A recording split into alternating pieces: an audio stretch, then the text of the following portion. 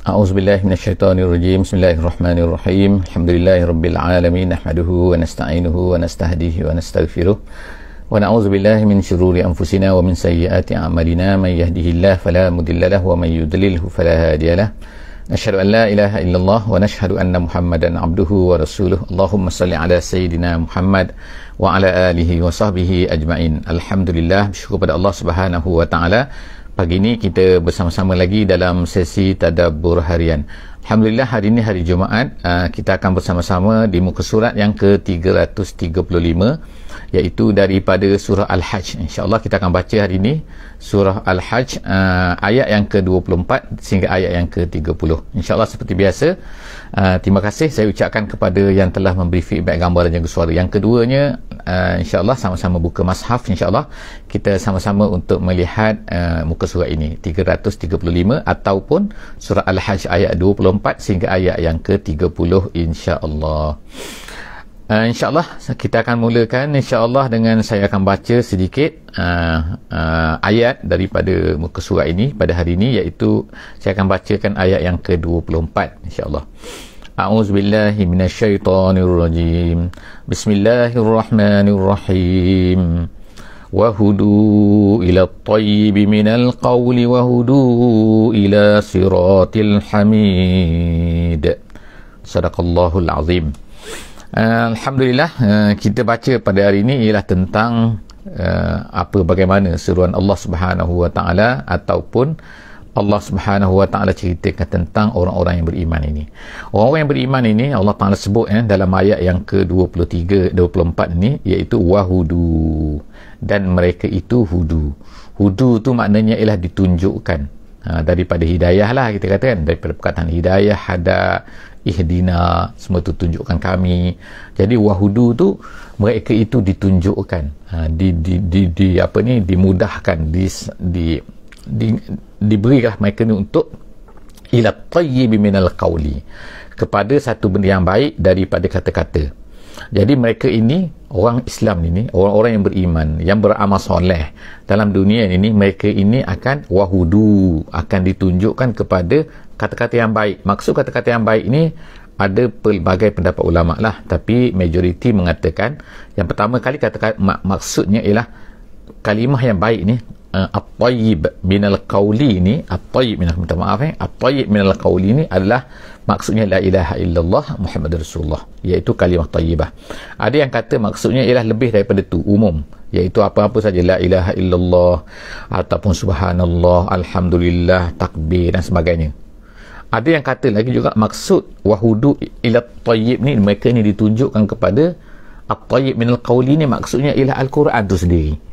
Jadi maknanya kita boleh katakan di sini maknanya maksudnya ialah dia tu umum, maknanya umum, iaitu apa-apa saja, apa-apa yang baik, kata-kata yang baik, sama ada Quran ke, la ilaha illallah ke, subhanallah ke, apa-apa saja, tahmid, takbir, tasbih dan semua sekali itu adalah at-tayyib minal qawli. Jadi orang Islam dipermudahkan, ditunjukkan kepada benda-benda yang macam tu. Kemudian wahudu ila siratil hamid, dan kemudian mereka ini dihudu, ditunjukkan juga, dimudahkan juga untuk kepada siratil hamid. Siratil hamid maknanya jalan yang baik, iaitu jalan yang benar, iaitu jalan Allah Subhanahu wa taala. Jadi orang-orang yang beriman ni, tengokkan Allah Taala tunjukkan, mudahkan. Jadi sebab itulah kita minta Allah Taala mudahkan, Allah Taala berikan, Allah Taala janji dia akan berikan, wahudu kan. Kemudian sekarang ni habis tu cerita orang-orang yang beriman, bagaimana keadaan orang beriman. Kemudian Allah Ta'ala sebut pula selepas daripada tu keadaan orang-orang yang tak beriman. Innal ladzina kafaru wa yasudduna. Kemudian Allah Ta'ala sekarang cerita daripada ayat 25. Kita baca ayat 25 sekarang ni, iaitu daripada ayat 25 ni kita akan nampakkan gambaran bagaimana bahawa ayat ni bentuknya sekarang dah berubah sikit, iaitu bentuknya ayat madani. Kita tengok, innal ladzina kafaru, Allah Taala kata orang-orang yang kafir, wa yasudduna an sabilillah, dan mereka itu menghalang manusia daripada jalan Allah. Siapa yang menghalang manusia daripada jalan Allah ni? Secara ni ikutnya umum lah kan, siapa-siapa dia. Sampai hari ni pun ada orang yang menghalang manusia daripada Islam kan. Itu termasuklah tu orang kafir, dan mereka ni bukan kafir saja, kafir ni untuk diri mereka saja, tapi kemudian mereka menghalang pula manusia Mereka buat kerja pula untuk menghalang manusia daripada jalan Allah. Wal masjidil haram. Wal masjidil haram maksudnya itu menghalang manusia daripada jalan Allah dan menghalang manusia pula tu daripada masjidil haram. Maknanya bukan saja mereka ini menghalang orang daripada agama, tapi menghalang pula daripada orang tu nak buat baik di masjidil haram, nak pergi ke masjidil haram. Ini maknanya ialah dia boleh kita jangan kata sekarang ni kalau orang nak pergi buat haji tak boleh. Itu bukan maksud dia. Sekarang ni sebab ada sebab ada sebab ada covid dan sebagainya lah kan, itu bukan. Tapi maksud sini ialah ini orang kafir ataupun orang yang tak ada sebab ni, iaitu orang kafir dulu ni, mereka menghalang orang Islam daripada nak masuk. Sebagai contohnya, masa orang Islam ni nak masuk, sebelum berlakunya perjanjian Hudaibiyah, Nabi SAW dengan para sahabat 1,200 orang nak pergi ke dalam Mekah. Bukan nak buat apa pun, nak buat umrah je, nak pergi buat baik, nak pergi beribadah kepada Allah Subhanahu Wa Taala. Tapi apa yang dibuat oleh orang kafir? Mereka menghalang, mereka tak benarkan Nabi. Mereka kata Muhammad kena balik tahun ni, tak boleh masuk Mekah tahun ni. Jadi sebab itulah Nabi terpaksa lah, lalu berlakulah perjanjian Hudaibiyah kan. Masya Allah kan, tak apa. Tapi nak ceritanya, tengok orang kafir yang mereka menguasai Mekah pada masa itu. Mereka menghalang daripada jalan Allah, iaitu menghalang Islam, menghalang Muhammad nak berdakwah, dan yang keduanya mereka menghalang wal masjidil haram, mereka menghalang manusia daripada nama allazi ja'alnahu linnas. Sedangkan Allah Ta'ala kata, Allah Ta'ala telah jadikan ja'alnahu tu iaitu masjidil haram tu linnas, untuk manusia. Allah Ta'ala bukan jadi untuk mereka, untuk jadikan untuk manusia. Sawa'a al-akifu fihi wal bad. Allah Ta'ala kata sama ada sawa'a, kalau ikut bacaan Anas sini kan, sawa'anil, dia ada kena baca macam tu kan, sawa'anil, gitu, sawa'anil ni, jadi ada nun kecil lah sini kan, kita tak tulis sini, tapi cara bacaan dia ialah dipanggil iltiqa' as-sakinain, iaitu berjumpa dua baris mati. Jadi kita baca sawa'anil akifu, sama ada Allah Ta'ala kata orang-orang yang nak beribadah ni tak boleh halang dia, sama ada mereka ni yang tinggal di situ. Sawa'anil akifu, akifu tu maknanya orang yang bermukim di situ, berada di situ. Wa fihi, pada Masjidil Haram tu, wal bad. Al bad tu maknanya orang-orang yang datang daripada jauh, orang datang daripada luar Mekah tu kan. Yang seperti kita, kalau kita pergi Mekah kan, itu kita panggil al-bad lah kita tu. Asalnya sini lah al-bad tu makna orang badui, maknanya sebab zaman tu ada dua saja kan, iaitu orang tinggal di Mekah ataupun orang yang berada di luar Mekah. Mereka ni biasanya orang badui lah, iaitu orang tinggal di padang pasir dan sebagainya kan. Jadi Allah Ta'ala kata semua tu Mekah ni untuk semua orang, tak kira orang berada di situ, orang tak berada di situ ke. Tapi ni orang kafir Mekah ni kan, mereka ni menghalang semua. Orang yang dalam tu mereka menghalang nak mengajar Islam, nak berbuat Islam, nak mengajar kepada yang benar, dan kemudian mereka menghalang manusia daripada yang nak datang pun. Kalau mereka ni Islam, mereka tak benar kan untuk buat ibadat di situ pun.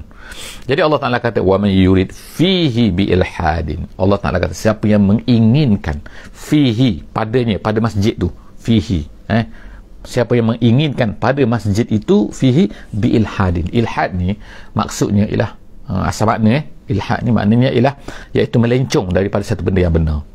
Asalnya benar tapi lari daripada benar, itu nama dia ilhad. Sebab itulah orang murtad, orang yang apa ni, ateis, dalam bahasa Arab dipanggil mulhid. Mulhid ni makna orang yang lari daripada benda yang betul. Sedangkan mereka ni buat ada yang betul, tiba-tiba mereka lari. Itu nama dia mulhid mereka ni.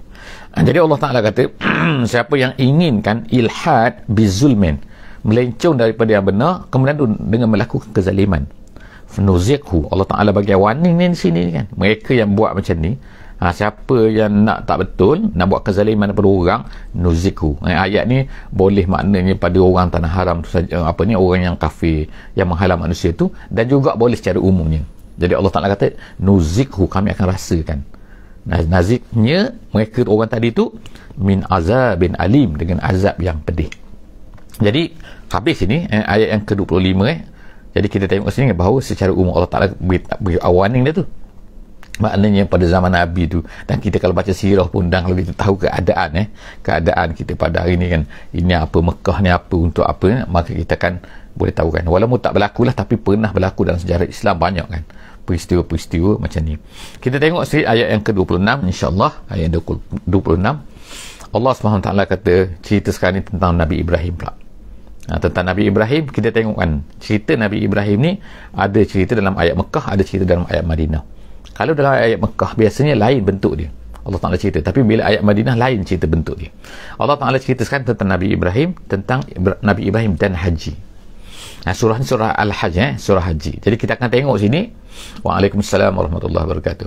Jadi kita akan tengok sini apa ni Allah Taala semula start wa iz bawwa'na. Wa iz bawwa'na. Minta maaf terima kasih insya-Allah. Suara saya pula tak keluar ni. Okey. Jadi Allah SWT kata wa iz bawwa'na tu kamilah ketika kami telah, kalau terjemahan sediakan. Maksud tabawuk ni, asalnya bawa ayubawi'u tabawuk ni, maksudnya ialah iaitu memindahkan seseorang ke satu tempat yang lebih baik. Kalau kita kata banjir ke, kalau banjir, jadi kita pindahkan orang tu ke tempat yang selamat, maka itu dipanggil bawa. Kita telah bawakan dia, tabawuk. Jadi Allah SWT gunakan perkataan ni wa iz bawwa'na li Ibrahim, ketika kami telah pindahkan Nabi Ibrahim itu ke tempat yang baiklah, makanal bait, iaitu tempat bait. Bait tu maknanya ialah Baitullahil Haram. Apa dia yang berlaku ni? Iaitu ketika Nabi Ibrahim ni pindahkan anak dia tu, ambil Hajar dan juga anak dia Ismail tu, bawa ke tempat tu, padahal pada masa tu padang pasir. Jadi sebab tu ulama kata sebenarnya tempat tu Nabi Ibrahim pun tak tahu. Tapi tempat tu sebenarnya ialah tempat awwala baitin wudi'a lin-nas, bagaimana disebut dalam ayat yang lain kan. Sesungguhnya rumah yang pertama sekali wudi'a lin-nas lallazi bi Bakkah, sebenarnya ialah di Mekah tu. Bakkah disebut nama dia Bakkah ataupun Makkah. Jadi Allah SWT sebut sini bahawa rumah, tapi selepas daripada lama masa sejak daripada Nabi Adam lagi ni, lama masa tu beralih, maka lama-lama orang tinggalkan tempat tu. Tak tahu apa yang berlaku, sebab apa orang manusia tinggalkan tempat tu. Jadi sekarang ni Allah SWT nak hidupkan balik. Tengok kan, Nabi Ibrahim dibawa situ, dia tinggalkan tu Hajar dan juga Ismail tu di situ. Tempat tu adalah tempat Baitullah. Tak ada lagi pada masa tu Baitullah tu kan, tanah kosong kan, tanah bukit apa benda kan, kosong kan. Tapi Allah Ta'ala yang pindahkan. Tengok Allah Ta'ala kata wa iz bawwa'na li Ibrahim makanal bait, tempat rumah tu, tempat Baitullahil Haram, alla tusyrik bi syai'a. Allah Ta'ala kata dan juga jangan kamu syirik dengan aku dengan sesuatu pun. Wa tahhir, dan wahai Ibrahim, tahhir, sucikanlah Baitia ni, rumah aku ni bukan rumah tempat tinggal Allah kan, tapi maksudnya rumah yang Allah Ta'ala muliakan. Lit-ta'ifin, untuk orang yang tawaf. Jadi artinya tawaf ni tak boleh tempat lain, tempat tu saja, iaitu di Baitillah tu. Lit-ta'ifin wal qa'imin, dan orang yang berdiri berdoa ke, berdiri sembahyang ke dan sebagainya. Dan kemudian warruka'is sujud, dan orang yang rokok dan sujud. Kita tengok sini ulama kata warruka'is sujud ni, iaitu dia tak ada waw kat sini, warruka'is sujud. Kenapa tak ada waw di antara rokok dan sujud? Perkataan rokok dan perkataan sujud tak ada waw, kerana dia kata iaitu dalam sembahyang yang satu. Ini ulama sebut ulama tafsir sebut, kerana dalam sujud dan rokok ni mesti kena ada dalam sembahyang yang satu.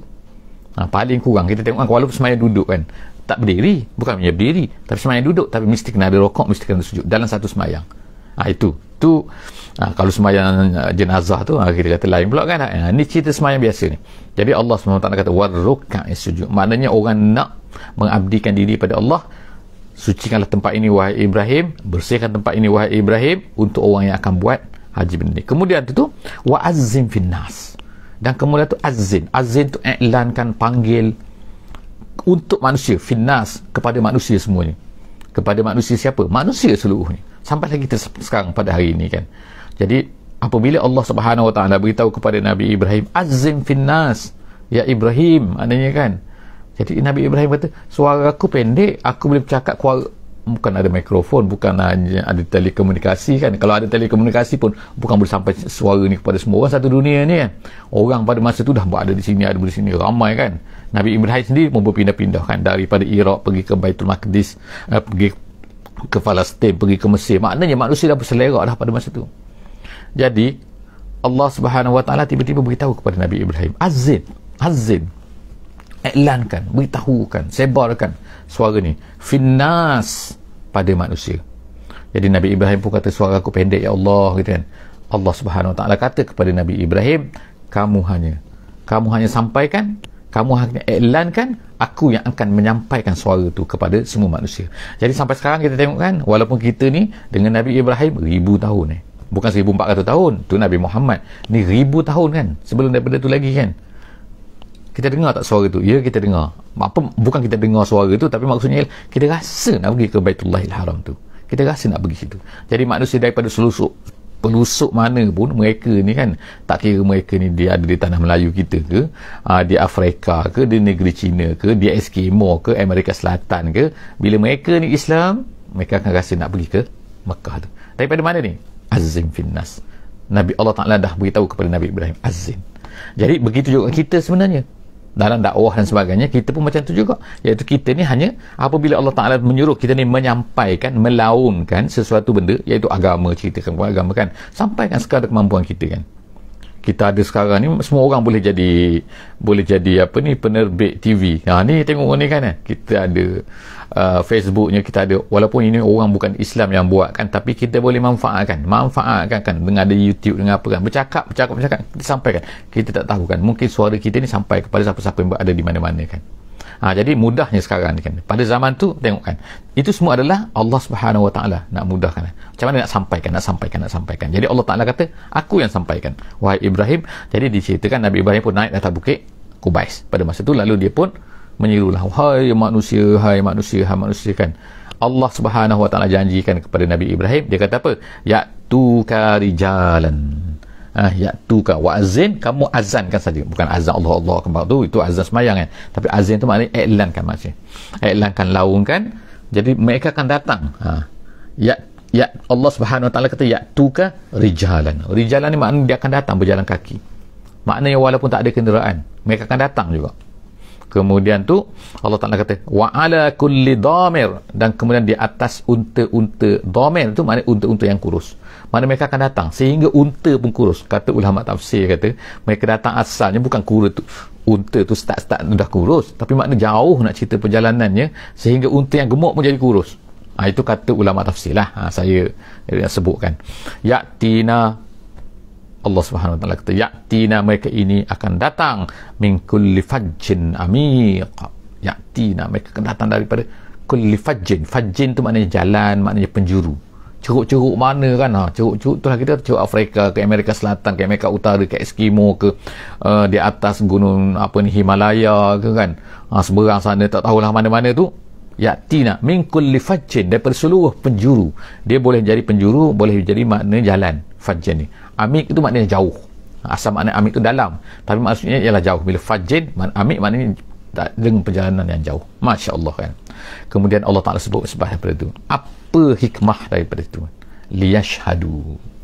Yashhadu, ulama sebut makna dalam tafsir, kata yashhadu maknanya ialah mendatangi, bukan maknanya menyaksikan, bukan tengok saja kan, bukan tengok saja, tapi mereka tu untuk mendatangi, memperolehi manafi'alahum, manfaat untuk mereka. Jadi liyashhadu, mereka datang semua tu untuk mendapat memperolehi, mendatangi, liyashhadu mendatangi, memperolehi manafi'alahum, manfaat untuk mereka. Manfaat apa? Banyak manfaat dia.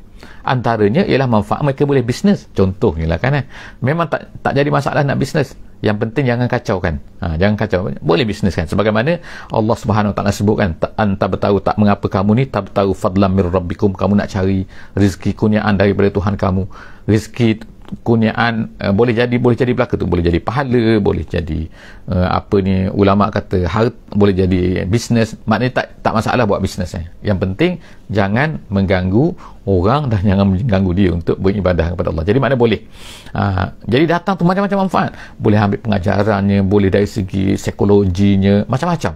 Kesabarannya mengajar. Itu adalah manafi' lahum. Itu sebenarnya untuk manfaat untuk mereka.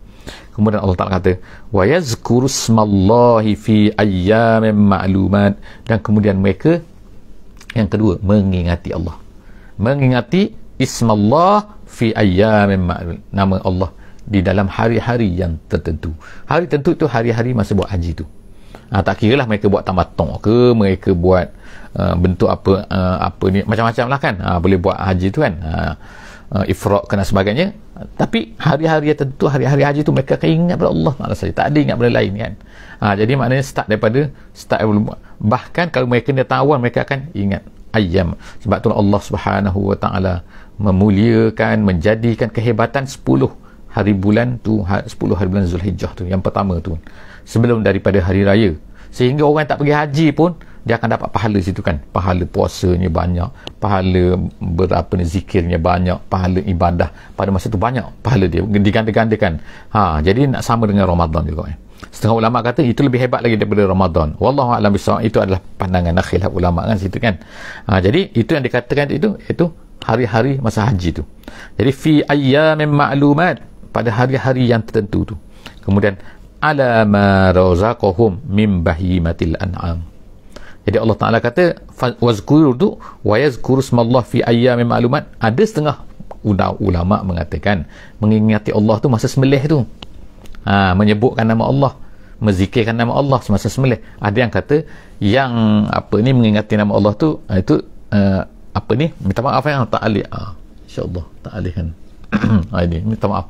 Jadi disebutkan nama Allah tu iaitu pada hari-hari tu, kemudian menyebutkan pula nama Allah semasa sembelih binatang tu, ala ma razaqhum min bahimatil an'am, ke atas apa yang direzekikan oleh Allah Ta'ala min bahimatil an'am. Kita sekarang tak lama lagi kan kita akan berhaji insyaAllah kan. Bukan kita berhaji, orang pergi haji lah kan, orang tak, kita akan raya haji insyaAllah, kita akan sembelih binatang. Jadi Allah Ta'ala kata zikir nama Allah, syukur pada Allah di atas apa yang direzekikan daripada bahimatil an'am, iaitu binatang-binatang tu, binatang-binatang ternak tu. Fakulu minha, kemudian apabila kita sembelih binatang tu, kita sembelih kurban lah, kita katakan Allah SWT kata fakulu minha, makan daripadanya. Makan maknanya bukan tak boleh makan. Sebab orang kafir Allah Ta'ala turunkan ayat ini, kata ulama tafsir, sebab dulu orang kafir dia tak boleh makan. Bila sembelih tu, ni untuk Tuhan, dia kata dah tak boleh makan, kita tak boleh makan langsung. Dah, Allah Ta'ala kata boleh makan. Bahkan ulama kata sunat dimakan sikit. Lepas tu sebab apa Allah Ta'ala kata fakulu, makanlah daripadanya. Wa at'imul ba'isa al-fakir, dan selepas daripada tu berilah makan kepada orang al-ba'is. Maknanya jadi pecah dua lah, makna kita bahagi. Bagaimana pecahan dia tu, itu ulama-ulama tu yang mana paling baik, dan paling baiknya ambil sikit, yang lain tu bagi kepada al-ba'isa. Al-ba'isa tu iaitu orang-orang yang sengsara, orang yang susah kan, al-ba'is. Dan kemudian al-fakir tu orang fakir lah, orang miskin yang mereka ni susah, tak dapat makan daging lah. Sebab apa daging? Alhamdulillah. Jadi mereka tak dapat makan daging, jadi makan daging pada masa tu, jadi kita sedekahkan kepada mereka pada masa tu kan. Jadi seterusnya Allah SWT kata summal yaqdu tafasahum. Selepas daripada tu Allah Ta'ala kata, dan kemudian summa Allah Ta'ala kata al yaqdu, summal yaqdu. Yaqdu ni maksudnya ialah menghilangkan. Menghilangkan apa? Tafasahum tu kekotoran yang ada pada mereka. Jadi kenapa pula sebut pasal tafasahum ni? Sebab ni banyak penafsiran di sini. Antara penafsirannya dia kata ialah kerana orang yang datang dulu pada buat haji, mereka datang daripada jauh.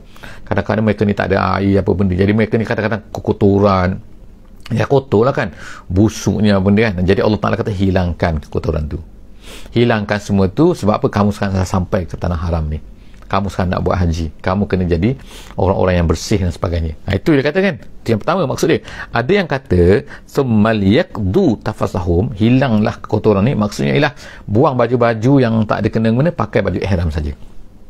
Itu pendapat yang kedua kata ulama. Kemudian summal yaqdu tafasahum wal yufu nuzurahum, dan kemudian tunaikanlah nuzur ni lah nazar lah kali kan. Jadi ada yang kata nazar lah, kalau kamu bernazar apa-apa, iaitu ikutnya itu binatang tu, binatang yang kamu bawa tu kan, kamu sembelih di situ kan. Ada yang kata maksud sini wal yufu nuzurahum, ini maksudnya tunaikanlah manasik haji tu sebagaimana yang diminta, yang telah ditetapkan. Itu dua pendapat ulama yang besar. Jadi wal yufu nuzurahum, dan tunaikanlah nazar kamu ataupun tunaikanlah ibadat yang telah ditetapkan untuk semasa buat haji tu. Kemudian wal yatawafu bil baitil atiq, dan hendaklah kamu semua tawaf bil baitil atiq, di rumah al atiq ini. Rumah atiq ni rumah apa? Atiq ni maksudnya ialah yang ada satu makna, ialah yang suci, yang maknanya yang daripada asal lagi suci. Itu atiq, itu makna satu makna untuk atiq ni, iaitu maknanya walaupun dia pernah dikotorkan oleh orang Quraisy kan, dengan letakkan berhala dan macam-macam. Jadi Allah SWT kata, kemudian Allah sucikan. Datangnya Nabi Muhammad masa Fathu Mekah, dihilangkan semua berhala-berhala tu, maka disucikan balik. Jadi atik Itu atik maksudnya, iaitu disucikan daripada asal dia ada suci, kemudian dia kotorkan oleh manusia. Ada yang kata satu lagi, makna atik di sini ialah maksudnya ialah yang lama tapi masih mahal. Satu benda yang lama, orang panggil antik. Antik ni mungkin datang perkataan antik kan, atik ini antik gitu iaitu barang lama yang berharga, iaitu itu Kaabah lah di sini kan. Jadi Allah SWT kata wal yatawafu bil baitil atiq, dan hendaklah kamu semua tawaf di baitil atiq, iaitu rumah Allah yang lama ni, yang asal ni, yang berharga ni. Seterusnya ialah ayat yang ke-29 ni, insyaAllah ayat yang ke-30, ayat yang ke-30. Itu ayat ke-29 tadi, zalik. Allah Ta'ala kata zalik ni maknanya maka begitulah. Jadi makna ataupun makna perhatikanlah. Zalik, itu semua tu tengok elok-elok gitu kan. Wa man yu'azzim sya'a, Allah Ta'ala kata, minta maaf, wa man yu'azzim hurumatillah, siapa yang membesarkan hurumatillah. Hurumatillah ni ada banyak makna lah. Tapi antaranya ialah iaitu ibadat-ibadat yang telah itu hurumatillah, iaitu ibadat-ibadat ataupun baitullah ataupun ni benda-benda yang telah ditetapkan oleh Allah dalam haji ni. Allah Subhanahu taala kata wa man yu'azzim hurumatillah fahuwa khairul lahu inda rabbih, maka dia adalah fahuwa khair, lebih baik untuknya inda rabbih, di sisi Allah Subhanahu wa taala. Maknanya satu benda yang Allah Taala, sebagai contoh, Allah Ta'ala kata, oh ni tanah haram. Jadi kita muliakan tanah haram tu, kita hormati, ini tanah haram kan, jadi tak boleh buat macam ni, tak boleh buat macam ni. Itu makna yu'azzim sya'airallah, membesarkan, mengagungkan, menaikkan. Itu jadi Allah SWT kata itulah lebih baik untuknya. Wa uhillat lakum, Allah Ta'ala kata, dan wa uhillat lakumul an'am, dan kami halalkan untuk kamu al-an'am. Al-an'am maknanya binatang, itulah binatang yang berkaki empat. Binatang lembu, kambing, unta, kerbau, itu semua itu dipanggil al-an'am. Jadi Allah SWT kata wa uhillat lakumul an'am, dihalalkan untuk kamu al-an'am. Jadi kita boleh makan benda-benda itu semua. Kenapa Allah Ta'ala kata perkara ni? Kerana ulama tafsir kata, kerana dulu orang Arab Quraisy ni kan, mereka ni label-label pula letakkan, oh ini boleh makan, ini tak boleh makan. Kan kita baca dulu dalam surah Al-An'am semua kan, mereka kata oh ini boleh, ini tak boleh, ini boleh, ini tak boleh. Kalau binatang ni mengandung macam ni, kalau binatang ni semua tak boleh, beranak kan ni, yang ke berapa ni tak boleh. Macam-macam mereka buat peraturan mereka sendiri. Jadi Allah Ta'ala kata tak, semua binatang tu uhillat, semua tu dihalalkan, diharuskan untuk kamu. Illa ma yutla alaikum, kecuali lah an'am yang dibacakan untuk kamu. Ma yutla alaikum, yang telah dibacakan untuk kamu, iaitu telah diberitahu kepada kamu. Apa dia? Contohnya babi ke bangkai ke apa benda lah kan, yang tak disembelih ke, walaupun dia al-an'am, tapi Allah Ta'ala sebut tak boleh makan. Jadi tak boleh makan. Jadi Allah SWT kata illa, melainkan. Jadi yang maknanya semua benda yang tak disebut tu maknanya boleh, ikut asal, konsep asal dia. Fajtanibu ar-rijsa, Allah Ta'ala kata fajtanibu, maka hendaklah kamu menjauhi.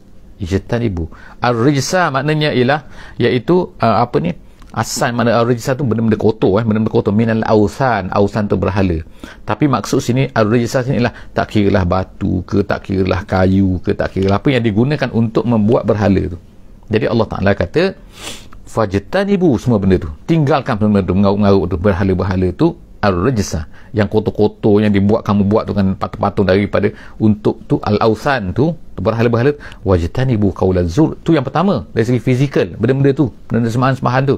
Kemudian yang keduanya, kamu hendaklah tinggalkan qaulaz zur.